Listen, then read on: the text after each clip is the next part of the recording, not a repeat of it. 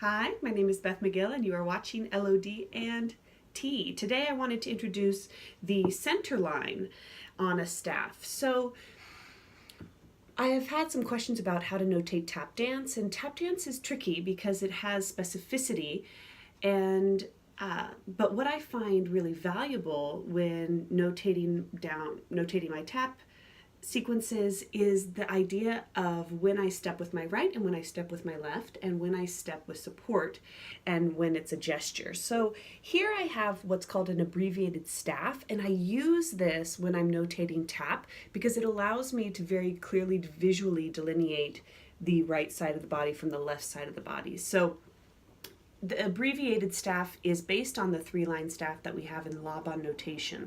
And in LOD notation, each column has a very specific body part.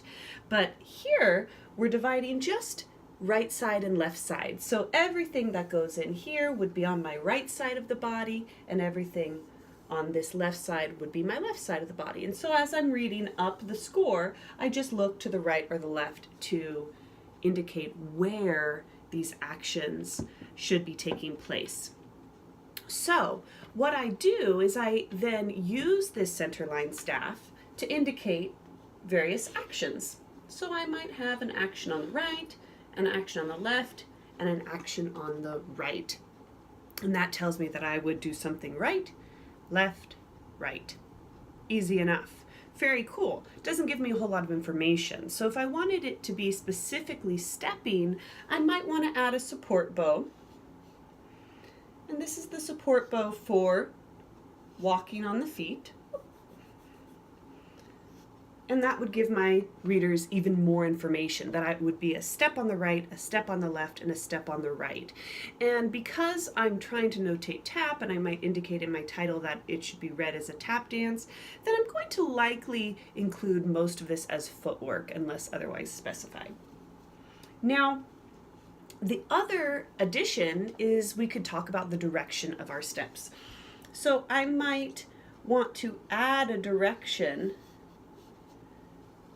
onto my footwork. So that would be a forward step, or I could do side, backward, any direction.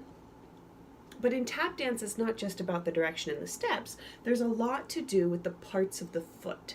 So I'd like to introduce those as well. If I have a small curved line, upward curve, that's going to be the ball of my right foot. Then I have the heel of my right foot, the ball of my left foot, and the heel of my left foot. So these symbols can help me clarify when I'm moving or stepping on the ball of the foot or when I'm stepping on the heel.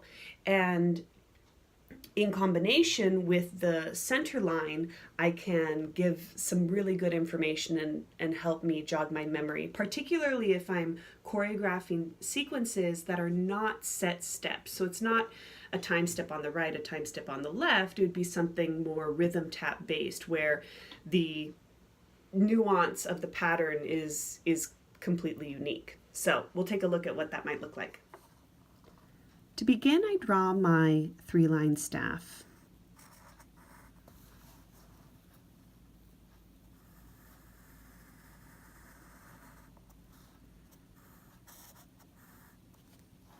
And then I can indicate the sides of my body. And knowing that this is a tap dance, I'm going to assume it's done with my feet. So I could do something right foot, left foot, right foot, left foot, maybe two things, and right foot. So this would be 1, 2, 3, 4, and 5. Or 1, 2, 3, 4, and 1, if I'm dancing to 4/4 music. But it doesn't give me a lot of information about what is happening here. It just says that something is happening on my right side, something is happening on the left. And I'm assuming it's my feet because I'm trying to notate a tap dance, right? So I have some indication that I'm trying to do tap dance. So I might say I want to step on my right, and I might want to step on my left, and then I want to step on my right. And then I'd like to do a flap. And my flap has a gesture and then a step. So I have my support shifts on that second sound, and then I have my last little support on the right. So this would be right, left, right, flap, right, arguably. If I wanted to be even more specific, I could indicate my directions and say I want my steps to go forward, for example, or I'd like my flap to go forward,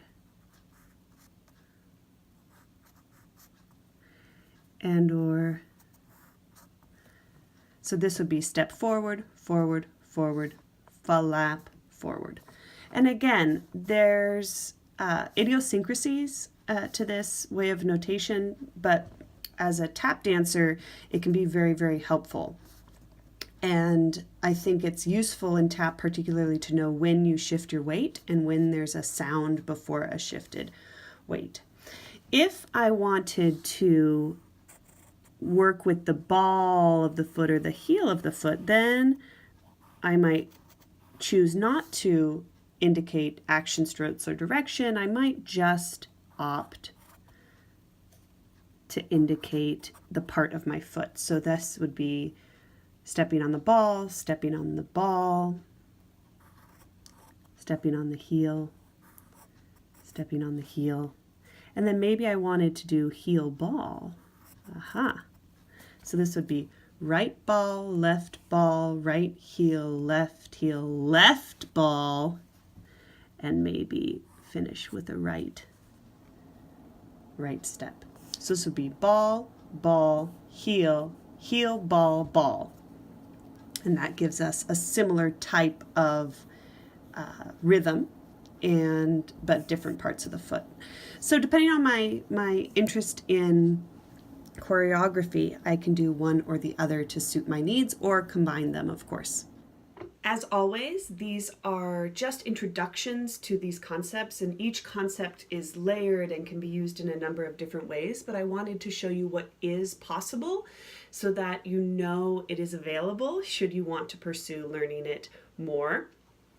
And I do think that more tap dance can be notated, and particular the unique sequences for rhythm tap in this way. It's a pretty functional system.